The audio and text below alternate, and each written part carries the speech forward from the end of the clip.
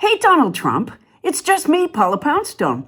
I'm in a hotel room because I was recording the NPR radio show Wait, Wait, Don't Tell Me here in Chicago tonight. Can I ask you a question? You know how you often say that you know more than experts and that you go by your gut instincts? Have you ever considered that your diverticulosis, where pockets develop on your colon wall, could be affecting your gut? Because you've gotten a lot of stuff wrong. And that's what I want to talk to you about. Some, but not all of this, can probably be improved by getting some basic office supplies, like a calendar. You've got to develop a better understanding of what 2 weeks is. Your gut is a little off on this. Keep in mind that you're busy moving your ball with your foot on a golf course most weekends, which makes 2 weeks only 10 days. And include the naps, and you've got a lot less time to apply yourself to completing a project in 2 weeks.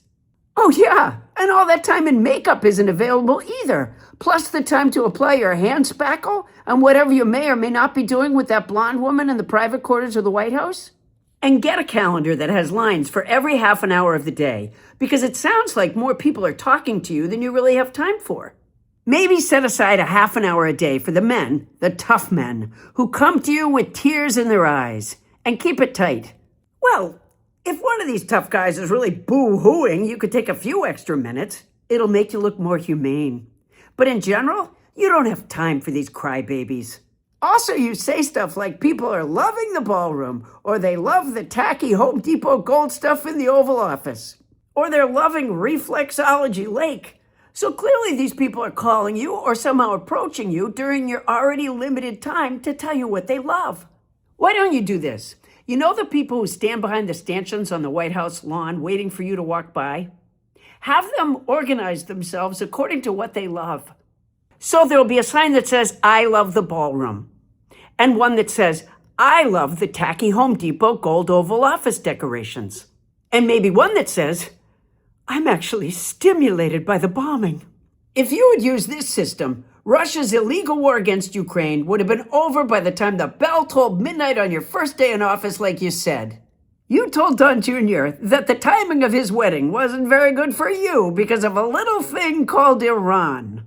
But he got engaged on December 15th, and you started your illegal war against Iran that you said would be over in a couple of weeks on February 28th. If you had a calendar so you could understand the meaning of the phrase a couple of weeks, you could be at Don Jr.'s wedding, which is to be held on a private island in the Bahamas, which might have oil.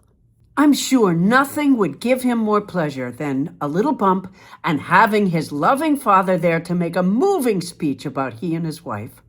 And the ballroom, and about how you won the 2020 election, and about how you have a fat friend who took Ozempic, and about how having a little something on the side, as well as certain prompt payments, can keep a marriage strong.